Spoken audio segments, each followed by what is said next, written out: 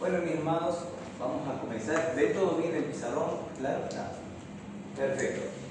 Estos son los 3 puntos que vamos a tocar hoy. ¿Se acuerdan que estuvimos hablando sobre lo que era el bautismo? Repasamos rápidamente para que podamos, tomamos 5 minutos para repasar lo que veníamos hablando.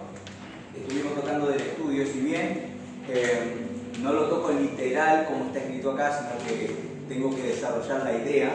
Así que por ahí ustedes van a encontrar conceptos que quizás yo voy agregando, voy ampliando para que ustedes entiendan cuando lean todo esto acá. ¿Está bien? ¿Se acuerdan que hablamos sobre la introducción de lo que era el bautismo, que era una doctrina de obediencia y fe? Hablábamos, ¿quién se acuerda sobre aquello que no está acá? Pero hablábamos de que la purificación era importante, los sacerdotes desde antes de lo que es la iglesia, la existencia de la iglesia, ya la idea de la purificación con agua ya existía como símbolo de una buena conciencia y una obediencia moral y una purificación moral y espiritual. ¿Quién se acuerda de la palabra, cómo se llamaba?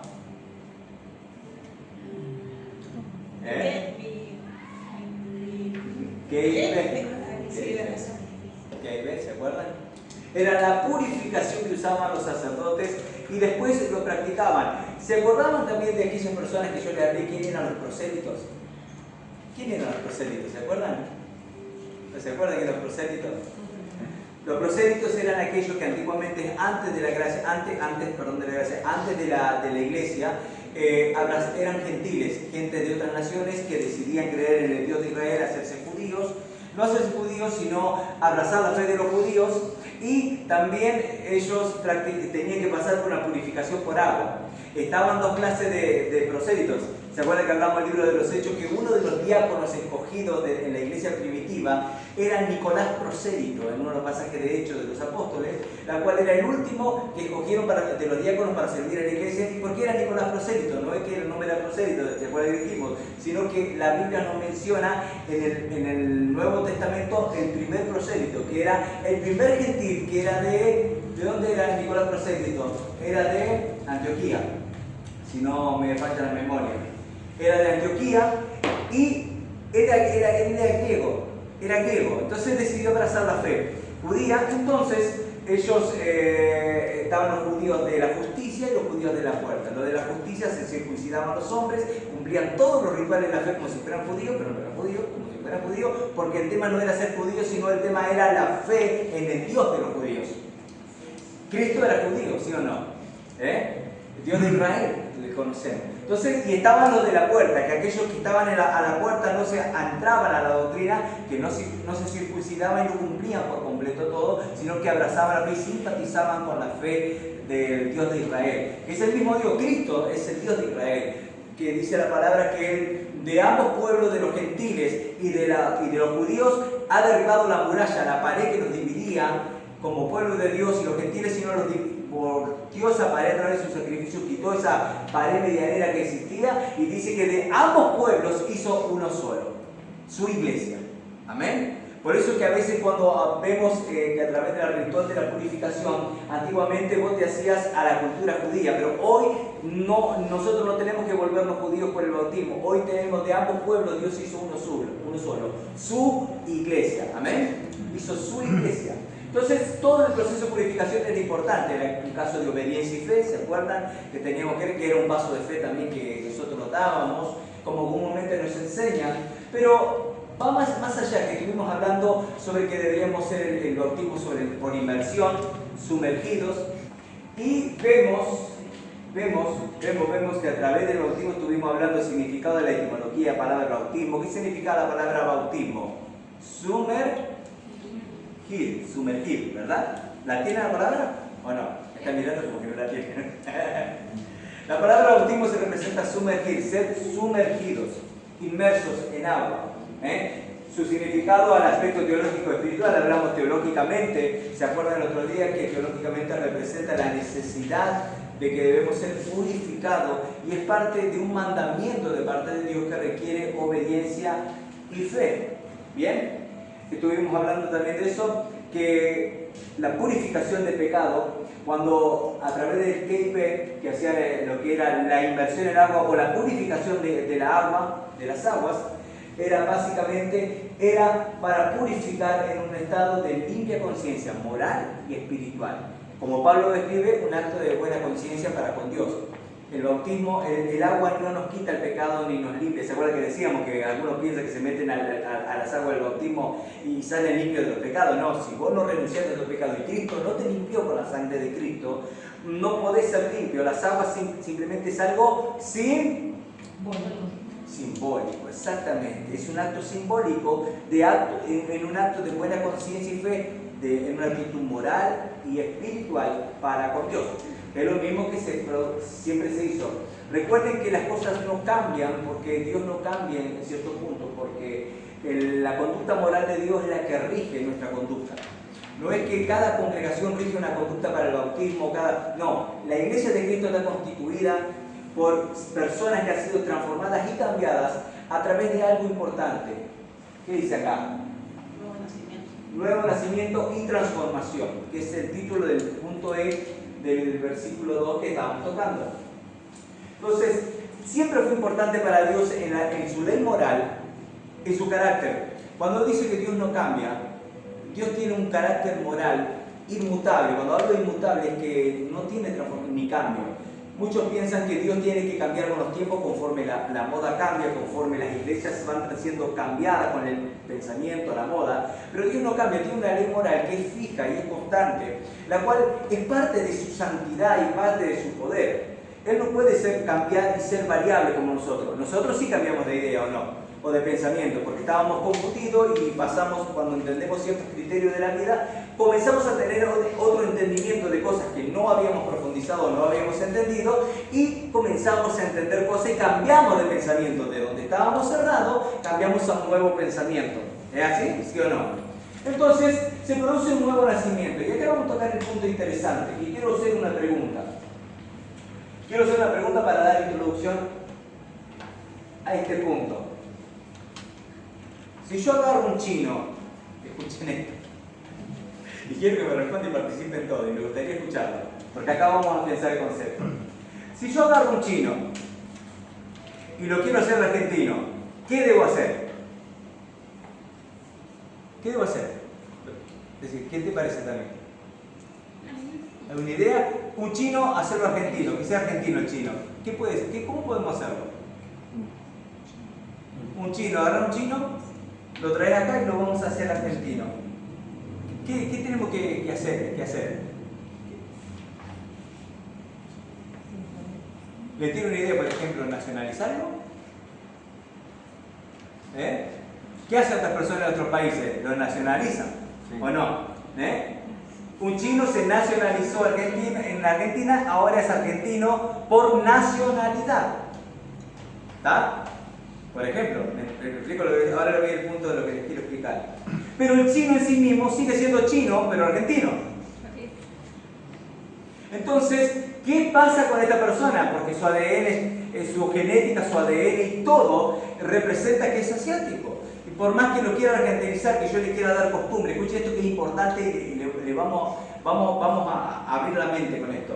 Por más que yo lo puedo traer, le puedo cambiar la nacionalidad y le hago un documento argentino, le hago una visa argentina, lo nacionalizo, lo erradico, le doy dirección, una personalidad jurídica, le enseño costumbre, le enseño a comer asado, comer empanada, a las fechas patrias, le enseño todas las cosas que los argentinos hacemos. Él aprende costumbres, escuche esto, aprende costumbres, se dice ser argentino porque se nacionalizó y el tipo habla como nosotros, hace las cosas que nosotros hacemos, festeja las tradiciones, baila chacarera, baila tango, hace todo lo que un argentino podría hacer para parecerse a un argentino, pero no, sigue siendo chino, ¿sí o no?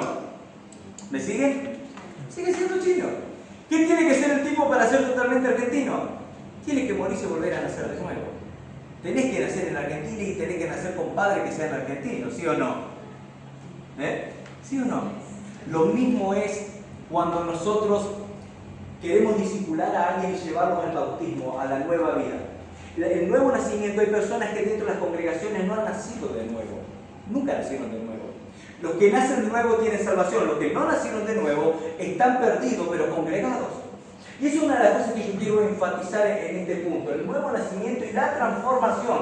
Cuando yo digo que voy a discipular a alguien, hoy yo creo que estamos discipulando a cada uno de ustedes, porque porque hoy estamos haciendo bautismo, pero si yo tuviera que hacer un discipulado como Dios nos envía a través de la palabra de Mateo 28, ir y predicar el evangelio a toda criatura, y hay que crecer y bautizarlo en el nombre del Señor, lo que estamos haciendo hoy, y bautizarlo y discipularlo, enseñándole a guardar todas las cosas que yo le, o hacer todas las cosas que yo le he mandado a ustedes.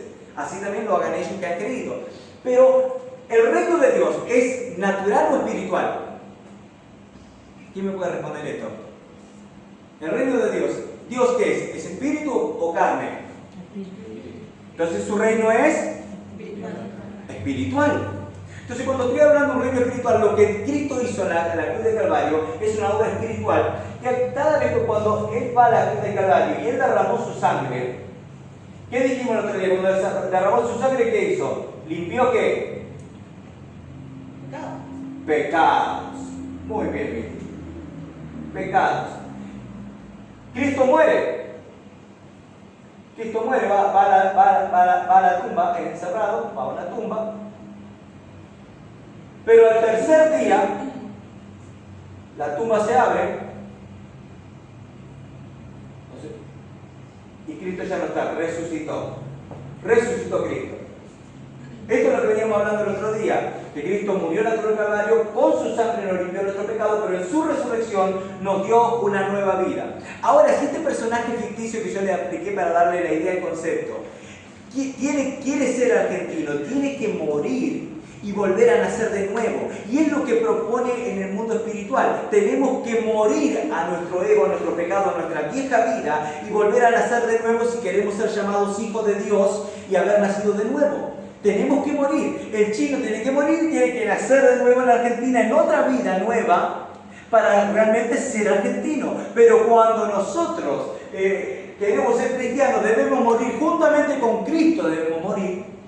Y debemos resucitar juntamente con Él. Cuando morimos, morimos a la vieja vida. Y cuando resucitamos, tenemos un... En la resurrección, no resucitado, escuche esto, no es lo mismo ser resucitado a tener una resurrección. Término teológico. Le aplico por si les interesa en algún momento leer y aprender un poco más. Resucitado fue Lázaro. ¿Quién se acuerda de Lázaro de la Biblia? Que fue resucitado, pero siguió siendo igual. Volvió su cuerpo natural, el que tenía retratado a tener vida, pero siguió siendo igual como siempre. La resurrección es una transformación. Ahora, cuando yo los veo a ustedes para bautismo, yo veo futuros discípulos. Futuros discípulos. Mirá que te acabo de decirle discípulos. Futuros discípulos. Cuando veo futuros discípulos, ¿por qué yo voy a discipular a las personas? Porque yo creo que una nueva vida debe aprender la cultura del reino. Si nosotros queremos ser, así como el chino quiere ser argentino, nosotros queremos ser del reino de los cielos, hijos de Dios, y del reino de los cielos debemos nacer de nuevo. Pero para nacer de nuevo no basta con congregarse o ser puntual o venir siempre a la reunión, sino que necesitamos ser transformados. Transformados, una vida transformada. Por eso es que cuando nosotros ustedes encaminan a una vida, hoy no se están bautizando porque van a ser limpios y salvos ahora después del bautismo. Ustedes ya supuestamente fueron salvos y ustedes fueron transformados. ¿Cómo los pastores nosotros decidimos discipular gente? Porque vemos señales de resurrección en las vidas.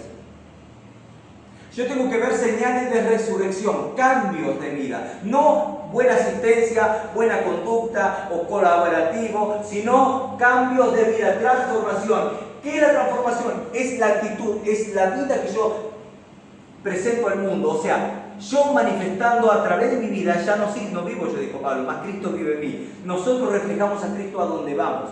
Cuando hablamos, cuando vamos a la escuela, a la primaria, a la universidad, secundaria, al trabajo, en la calle, en el supermercado, como siempre digo, reflejamos a Cristo, expresamos a Cristo, y nuestra administración y nuestra predicación está en todos lados, no está aquí hoy, está todos los días de la semana. La palabra cristiano es los que salieron afuera, significa. Cristianos son los que salieron afuera. ¿Afuera de qué? Esa es la pregunta que debería surgir en la mente de ustedes. Si cristiano significa los que salieron afuera, ¿afuera de qué? Afuera del sistema. Fuera del sistema de este mundo, la moda de este mundo y la corrupción de este mundo. No amando a este mundo y su pecado, sino saliendo de este mundo y entrando al reino de los cielos como una forma de vida, en un nuevo nacimiento, siendo transformados. Entonces, ¿cómo yo veo un discípulo? Yo puedo ver un discípulo es una persona que no solo hace cosas buenas y se parece a un buen congregante, sino que su vida es transformada a tal punto que yo puedo ver evidencia de Cristo en él. Yo tengo que ver a Cristo en tu vida. Yo tengo que ver a Jesús en ella, en él, en ella. Yo tengo que ver a Cristo en cada uno de ustedes. ¿Y cómo yo veo a Cristo cuando yo tomo una decisión? A ver, yo me voy a bautizar, muy bien. A partir del bautismo no vas a empezar a ver a Cristo o tu vida va a ser transformada. Ya tu vida comenzó a ser transformada. Te bautizás porque naciste de nuevo y fuiste transformado. No es que el bautismo te va a hacer nacer de nuevo y te va a transformar. Ya tenés que ser transformado. Ya tuviste que haber nacido y ya tuviste que haber ser transformado. Nadie se bautiza y da un paso de fe diciendo: yo tengo una nueva vida y voy a pasar por las aguas para testificar. ¿Qué dijimos? Declarar al mundo a Dios delante de los hombres. Por eso es que el bautismo básicamente son personas que han nacido de nuevo y han sido transformadas y necesitan pasar por el bautismo de las aguas como evidencia de que eso pasó. ¿Me explico? Y de que son salvos. Cuando hago una transformación en cambio radical, ¿a qué hablamos? Hablo de arrepentimiento. Ahora, ¿qué es arrepentimiento? El arrepentimiento no es un cargo de conciencia que yo puedo tener. Decir, uy, qué mal que lo hice.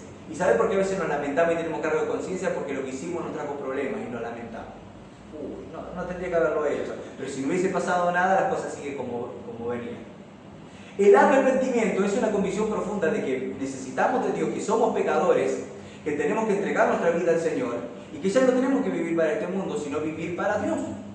¿Verdad? Ahora bien, si yo iba camino al infierno con mis actitudes, seguía el camino de este mundo, hoy tengo que parar en el camino, recibo la palabra, me arrepiento de mis pecados, sabiendo que yo puedo seguir así. Yo tengo entendimiento de que sé cómo pecar y sé cómo fallar, pero hoy decido arrepentirme de todo lo malo que hice, cambio de dirección. Arrepentimiento significa cambio de dirección. ¿Sí o no? ¿Por qué yo decido cambiar de dirección? Porque nací de nuevo. Y cuando yo nazco de nuevo, tengo una nueva naturaleza.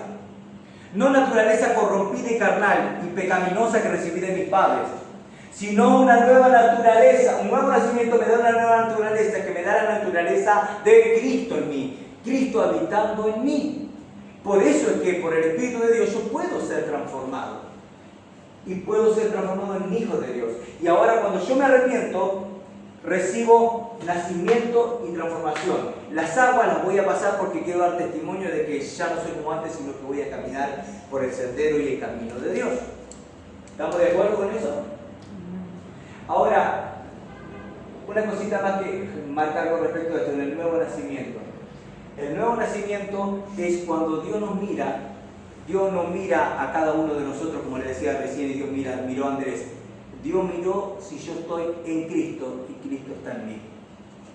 La palabra dice: nosotros necesitamos estar en Cristo. Si yo estoy en Cristo, el día de mañana cuando nos paremos delante del Señor, que vamos a rendir, todas personas van a rendir cuenta, todas, jóvenes, niños, ancianos, todos van a rendir cuenta delante del Señor, dice la palabra, y nos paremos delante de su presencia. El Señor dice: bueno, Señor, yo me congregué un montón, hice reestudio con el pastor Andrés de bautismo, me pasé por las aguas, me remojé, vine, hice todo, ofrendé, hice y yo te voy a decir: para un momento, la salvación no es por obra, dice, como dijo el apóstol Pablo en Efesios, para que ninguno se gloríe.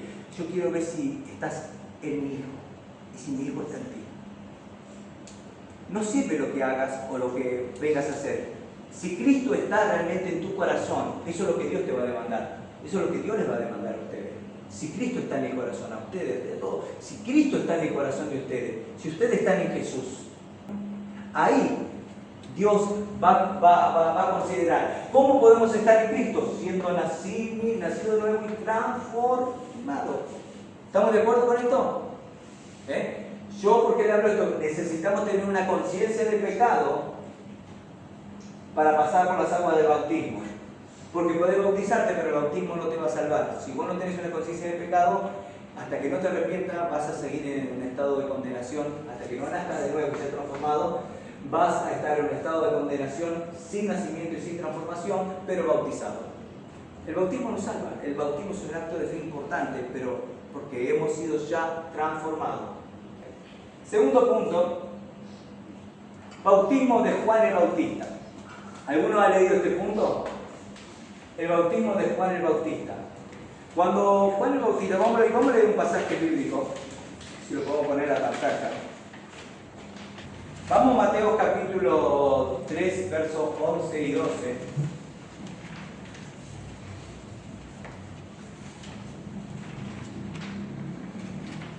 Mateo capítulo 3, versículo 12 y 12 dice así. Yo la verdad, dice Juan el Bautista, está en la página 6. Yo a la verdad os bautizo en agua para, ¿quién está leyendo? Arrepentimiento. Pero el que viene tras mí, cuyo calzado no soy digno de llevar, es más poderoso que yo, y él os bautizará en Espíritu Santo y fuego. Su aventador está en su mano y limpiará su era y recogerá su trigo y el granero y quemará la paja en fuego que nunca se apaga. Dos cosas voy a descartar acá. Primeramente dice Juan el Bautista cuando bautiza. Juan el Bautista no hacía el bautismo como que vamos a hacer nosotros en Cristo. Y voy a explicar esa diferencia. ¿Cuál es la diferencia entre el bautismo en agua que vamos a hacer y el bautismo de Juan el Bautista? Porque muchas veces pensamos que tiene que suceder cosas como le pasó a Jesús, que nos vamos a bautizar y va a venir la paloma. ¿Se acuerdan cuando es bautizado Jesús por Juan el Bautista? Que es el punto que lo vamos a tocar. Descendió la paloma del Espíritu Santo como paloma, no era una paloma, era como paloma, un símbolo. Y se escucha desde el cielo este mismo amado en el cual tengo complacencia. Esto lo vamos a hablar acá sobre el bautismo de Jesús. Pero el bautismo de Juan el Bautista, antes de bautizar a Jesús, llama al arrepentimiento. ¿Y se acuerdan que el otro día le decía que Juan el Bautista llamaba al bautismo para arrepentimiento? Pero le decía a los fariseos, a los que debían enseñar, le decía: hipócritas, generación de víbora, ¿quién les enseñó a escapar de la ira venidera? Y se acuerdan que hablamos de eso el otro día, que Juan el Bautista le señalaba y le decía: ustedes quieren venir a lavarse por agua por arrepentimiento, pero su corazón no ha sido transformado todavía. Ustedes no les sirve de nada hacer el ritual, y muchos confunden el ritual con salvación. Los fariseos eran ritualistas, les gustaban los rituales religiosos, pero no entendían cuando el Señor le dice a los fariseos: ustedes no entienden nada. Cuando yo le digo que debemos hacer esto o debemos hacer buenas obras, misericordia quiero y no sacrificio, le dice Jesús a los fariseos. ¿Qué le estaba diciendo? Ustedes fariseos, hacen ceremonias de buenas obras, hacen buenas cosas supuestamente delante de los ojos de los hombres, pero arreglen su corazón, aprendan realmente qué es misericordia. Porque ustedes no conocen misericordia, son religiosos que les gustan los rituales. Típico del pueblo de Israel cuando el Señor los exhorta a través del profeta y le dice: vosotros de labios me honran, mas su corazón está lejos de mí. El corazón de ustedes está lejos de mí. Ustedes de labios me honran, me alaban, pero su corazón está corrompido. Entonces Juan el Bautista le dice: esperen, no vengan a bautizarse. ¿Quién enseñó a escapar de la ira? Porque ustedes están preparados para la ira venidera, porque no han cambiado su corazón, ni han conocido arrepentimiento, ni conocen a Dios. Para bautizarse para arrepentimiento es: arrepiéntanse y vengan a bautizarse conmigo, le decía Juan. Pero antes tenía que considerar. Y ahora, ¿cuál era el objetivo de que Juan el Bautista reprendía duramente y predicaba para que viniesen a bautizarse? Y que antes se arrepintieran, prepararan su corazón y pasaran por las aguas como un acto de limpia conciencia para con Dios, como moral y espiritual, como lo hacían los sacerdotes. Porque Juan el Bautista quería preparar el camino. Dice el profeta Isaías que Juan el Bautista preparaba el camino para el que había de venir. ¿Quién había de venir? Jesús, el Cristo. Por eso que cuando leo este pasaje de Mateo, dice: yo a la verdad, dice Juan el Bautista, empieza a hablar: yo los bautizo en agua para arrepentimiento. Para arrepentimiento dice que no es que para que se arrepientan, sino que se han arrepentido Por eso pasan por las aguas. Pero, dice, pero el que viene tras de mí, o sea, Cristo, porque Él venía preparando el camino, venía preparando el corazón del pueblo de Israel para que recibiera a su Mesías, a su Rey.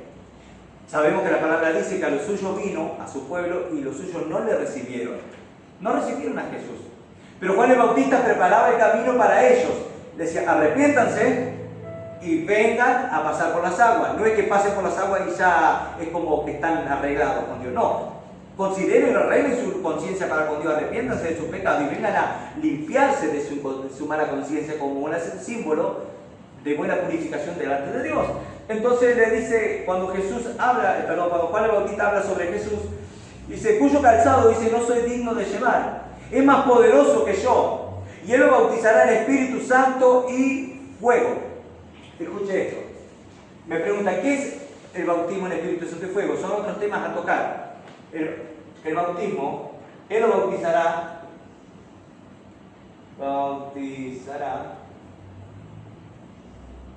en Espíritu Santo y fuego. Ahora le explico qué es lo que dijo Juan el Bautista y la diferencia. Él lo bautizará en Espíritu Santo y fuego. Primero, el Espíritu Santo, el bautismo en el Espíritu Santo es el hecho de que cuando nosotros recibimos a Cristo, Jesucristo en nuestro corazón, recibimos un nuevo nacimiento y somos transformados, ya automáticamente recibimos de su Espíritu. Recibimos el Espíritu Santo en nosotros y somos bautizados porque la presencia del Espíritu Santo ya está en nuestras vidas. ¿Me explico? No es que muchas veces le hablan que va a haber un bautismo del Espíritu Santo y va a pasar cosas locas. No. El bautismo del Espíritu Santo representa la intervención de Dios en una nueva naturaleza en nosotros. En una nueva nacimiento, en una nueva naturaleza, en un nuevo nacimiento, en una transformación como consecuencia. Y fuego. Y cuando habla y el prefijo y, aquellos que van al colegio, ¿qué representa el prefijo y? ¿Habla de lo mismo o habla de otro tema? Otra cosa. ¿Qué quiere decir? Él lo bautizará en Espíritu Santo y fuego. Aquellos que crean, tengan el nuevo nacimiento y sean transformados. Y fuego. Cuando habla de fuego, el Señor está hablando acá, empieza a hablar de un juicio. Habla del bautismo. Hay gente que va a ser llena del Espíritu Santo y marcada por el Espíritu Santo, por eso que decide bautizarse. Y hay personas que recibirán fuego aún bautizadas y todas. ¿Por qué? Porque no se han arrepentido, no han nacido de nuevo y no han sido transformados. Entonces, ahí va el tema. Fuego representa, ¿qué representa el fuego? Juicio, condenación, pero también representa purificación. Pero cuando dice y, habla de que habrá condenación para aquellos que sean incrédulos y no sean capaces de nacer de nuevo. Eso habla de la condenación, porque escuchen lo que dice, sigue hablando. Dice, su aventador está en su mano. ¿Quién sabe qué es un aventador? No sabe, bueno, le voy a explicar. Un aventador es como una canasta de mimbre, escuche esto, redonda, que usaban. Metía la semilla, el trigo, el arroz, lo que sea, que en este caso el trigo, metía el trigo y se aventaba. ¿Para qué? Si el viento venía de aquel lado, agarraba el aventador la persona, con la semilla, el trigo, la cosecha, todo, ¿qué hacía? Tiraba hacia el aire. Al tirar en el aire la semilla con la paja y todo lo que tenía, dice que soplaba el viento. La semilla volvía a caer en el aventador, pero lo más liviano, lo demás, volaba y se amontonaba en una montaña allá afuera del aventador. O sea que yo levantaba, el viento soplaba y lo más liviano que era la paja, lo soplaba, lo sacaba y se iba amontonando en el piso. Y así era hasta que se purificaba por completo el grano de trigo de tantas veces que estaba el aventador. ¿Qué quiere decir? Que Dios va a purificar su era. ¿Qué quiere decir? Va a purificar a aquellos que realmente crean. Y aquellos que queden en el aventador como un grano de trigo, esos serán productivos y irán al granero. ¿Qué quiere decir? Irán a la recompensa eterna, al cuidado de Dios, al cielo. Y lo que haya quedado fuera del aventador, que ha sido soplado por el viento y que haya quedado la paja, eso será quemado, porque es desperdicio. Habla de un juicio, habla de una redención y habla de juicio. Y el bautismo de Juan, cuando hablamos del bautismo de Juan el Bautista llamaba al arrepentimiento para que luego se bauticen. Lo mismo que debemos hacer nosotros. Arrepentirnos, nacer de nuevo, ser transformados porque queremos bautizarnos para un acto de ¿qué? Limpia conciencia, moral y espiritual delante de Dios. ¿Cuánto me sigue? Cierro con el último punto. Yo les puedo leer un pasaje. Mira, escuchen esto, yo se lo leo. Mateo 3, 14, 15. Dice, mas Juan se le oponía. Cuando Jesús se quería bautizar, Juan le decía, no quería bautizarlo. Diciendo, yo necesito ser bautizado por ti, y tú vienes a mí. Pero Jesús le respondió, deja ahora, porque así conviene que se cumpla toda justicia. Entonces, Juan bautizó a Jesús. Juan el Bautista no quería bautizar a Jesús, porque estaba diciendo, el que viene tras de mí es más poderoso que yo. Y aparece Jesús en ese transcurso, viene a bautizarse. Ahora, ¿por qué viene a bautizarse Jesús? Y ahí entramos en el bautismo de Jesús. ¿Por qué viene a bautizarse Jesús? ¿Qué piensan ustedes? ¿Qué acabamos de leer? Porque Jesús le respondió, deja ahora, porque así conviene que cumplamos toda justicia. Dice que, ¿por qué? Porque todo hombre debía ser bautizado en Israel. Todo judío que se decía ser judío, y era maestro, tenía que ser bautizado. Nadie podía pasar sin el bautismo de agua. Jesús, por más que no tuviera pecado, que fuera puro, fuera santo, porque él era sin pecado. ¿Cuántos creen que era sin pecado? Les tiro un dato. La teología lo denomina a Cristo como la perfecta unión hipostática. Lo define como la perfecta unión hipostática. ¿Qué es? La unión hipostática representa teológicamente es Dios, pero es hombre. Es una esencia siendo Dios en un cuerpo de hombre. ¿De acuerdo? Eso es la unión hipostática. Dos naturalezas habitando en una. La naturaleza divina, el verbo, según Juan 1:1, y la persona de Jesús naciendo a través de María de manera virginal.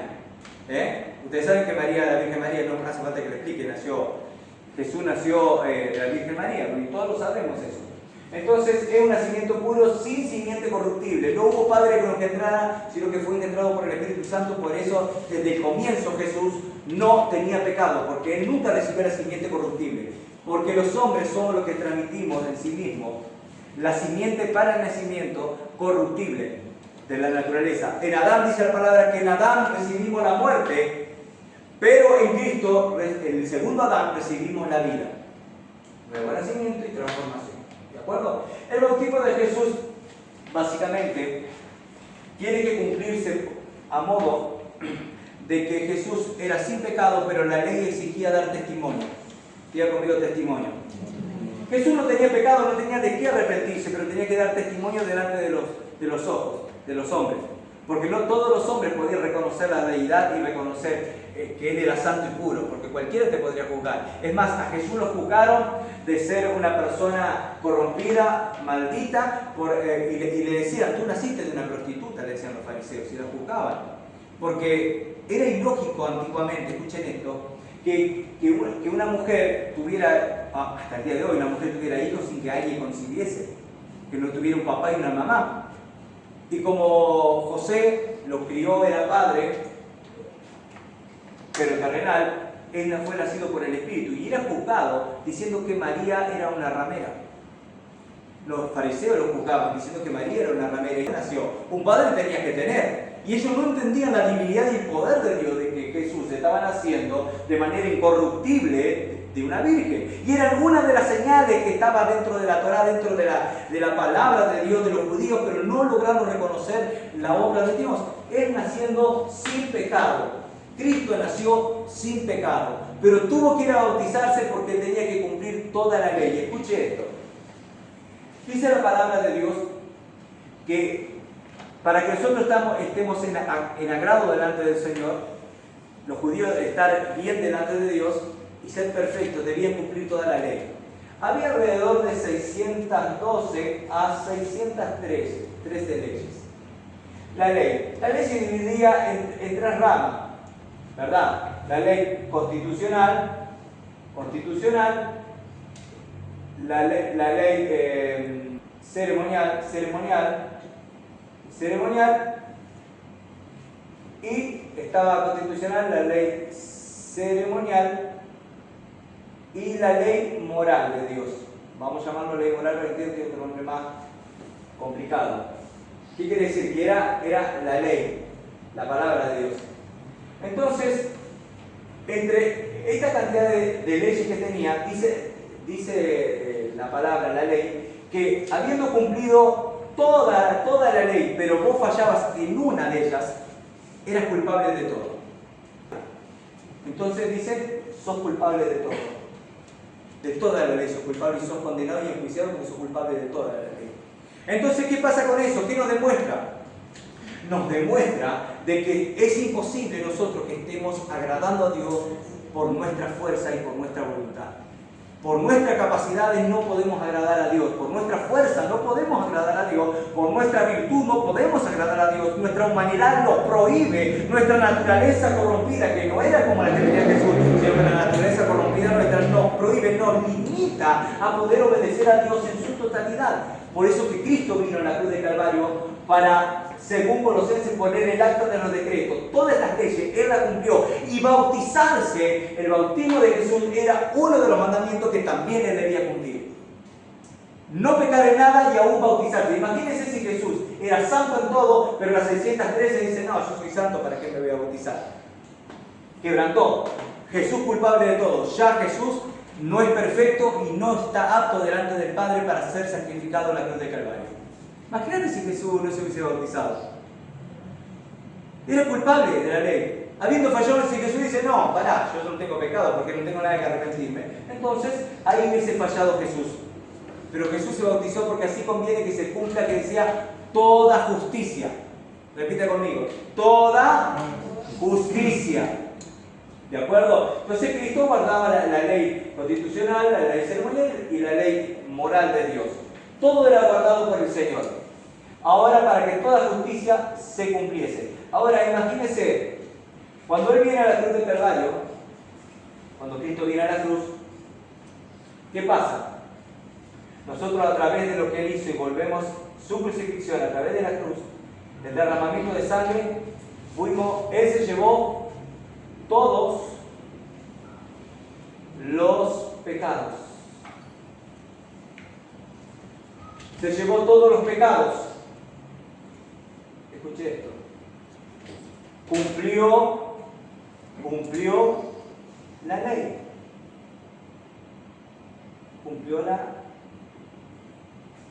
Cumplió la ley. Y para ser apto, para hacer un sacrificio apto, debía cumplir toda la ley y se llevó todos los pecados. Hoy nosotros no necesitamos cumplir las 613 leyes, porque en Cristo se cumplió toda la ley, porque Él es la ley. Por eso que si nosotros decimos yo estoy en Cristo, yo estoy asegurado de que la ley no me va a juzgar, porque la ley nunca deja de ser la ley. La ley no me va a juzgar por mis pecados, porque yo voy a pecar, pero dice la palabra que abogado tenemos en Cristo, al Jesucristo el justo, sentado a la diestra del Padre, que intercede por nosotros todos los días. Por eso es que nosotros entramos en un periodo de gracia. Gracia. ¿Sabe lo que es la gracia? Regalo no merecido. Ahora mi pregunta es, ¿cuál es el regalo que Dios Padre hizo a tu vida? Para que tú recibas la gracia. ¿Cuál es esa gracia? ¿Cuál es ese regalo para tu vida? ¿Cuál es ese regalo que Dios hizo para tu vida para que tengas vida eterna? ¿Cuál es ese regalo? Recuerda que Dios no te miró a ti, tú no eres especial, yo no soy especial, ninguno somos especial. Nosotros necesitamos estar en Cristo. Si yo te digo, ¿cuál es el regalo que Dios le entregó al mundo para que el mundo no se pierda? ¿Cuál es el regalo? Tire, no hay pregunta errónea. Ahí. A su único hijo. ¿Cómo? A su único hijo. Exactamente. La gracia o el regalo no merecido es la vida de su único hijo en la cruz de Calvario. Nosotros no somos especiales. Nosotros no somos perfectos y Dios no nos considera porque ya antiguamente la ley demostró de que no somos capaces de cumplir toda la ley, de que no somos capaces de ser santos porque somos de un nacimiento corruptible, malos por naturaleza y apartados de Dios por naturaleza. Una cosa debemos entender, ¿qué es pecado? Pecado es estar separado de Dios. Adán y Eva pecaron, se produjo la muerte. La muerte se produce como separación. Si yo estoy separado de Dios, muy difícil puedo, el día que tenga que partir, estar unido con Él en la eternidad. Porque si yo tengo, supongamos que vivamos 100 años rechazo a Dios, sigo en mi pecado, sigo en la muerte, en separación, escuché este término, separación con Dios, que me hace pensar que en la eternidad yo voy a tener unidad con Él. Si yo te rechazo a ti, yo te puedo rechazar 20, 30, 40 años, hasta que me muere y se terminó el rechazo. Pero si yo rechazo a un ser eterno, ¿cuánto cree que será nuestra separación? Eterna. Rechazás a un ser eterno, tu separación es eterna. Rechazar a un Dios eterno, la separación es eterna. Entonces, por eso que el Señor tuvo que morir, nos dio la gracia, que es su regalo, y el regalo para el mundo es su Hijo Jesucristo, habiendo dado su vida a la cruz de Calvario, siendo perfecto, limpio sin pecado, donde murió, limpió todo nuestro pecado, cumplió toda la ley, y en Él, estando en el Señor, en Cristo, yo puedo estar seguro. Último ejemplo y cerramos. Deme 2 minutos. Y le doy para que usted entienda y amplíe la palabra. ¿Se acuerda el relato de Génesis?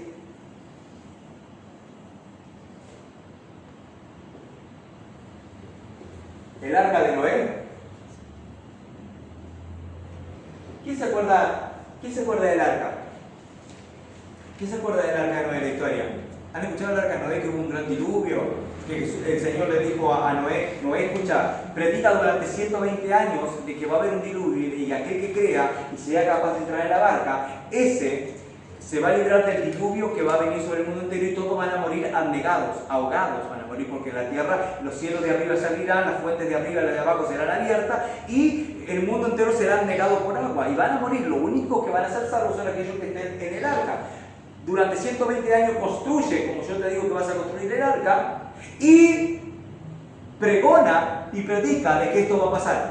Una de las cosas tan clara y precisa que la gente entendía de esa época es que era imposible que el mundo se anegara por agua y por lluvia, porque jamás, escuche esto, hasta el momento de Noé, dice la Biblia que jamás había llovido. Jamás había llovido, dice. Ellos no conocían la lluvia. Jamás en la vida había llovido desde la creación del mundo hasta los tiempos de Noé, jamás había llovido. Y Noé dijo que iba a llover tanto, que iba a caer agua del cielo, que iba a inundarse el mundo. Imposible. ¿Cómo se va a inundar el mundo? ¿Dónde viste que cae agua del cielo? Lo mismo pasa cuando Cristo va a venir. ¿Dónde viste que muchas personas serán arrebatadas? ¿Dónde viste que muchas personas son quitadas del mundo? ¿Dónde viste que muchas personas son arrebatadas y que Cristo va a venir y va a llevarnos? ¿Dónde viste? ¿Dónde lo viste eso? Lo mismo decían ellos, ¿dónde viste que va a caer lluvia del cielo? De la misma manera va a venir así, el Señor va a venir como juicio, así como vino en el tiempo de Noé como juicio, va a venir como juicio, quitando su iglesia y trayendo juicio sobre la tierra. Pero no voy a eso, sino que voy, el arca tipifica a Cristo. El arca representa a Cristo. Cuando hablamos del arca, estamos hablando de Cristo. Noé, ¿dónde se metió? Dentro de él. Con toda su familia se metieron para salvarse dentro de él. Ahora usa este nombre. Nosotros tenemos que meternos dentro de estar en. El arca representa a Cristo. Cristo representa el arca de Noé.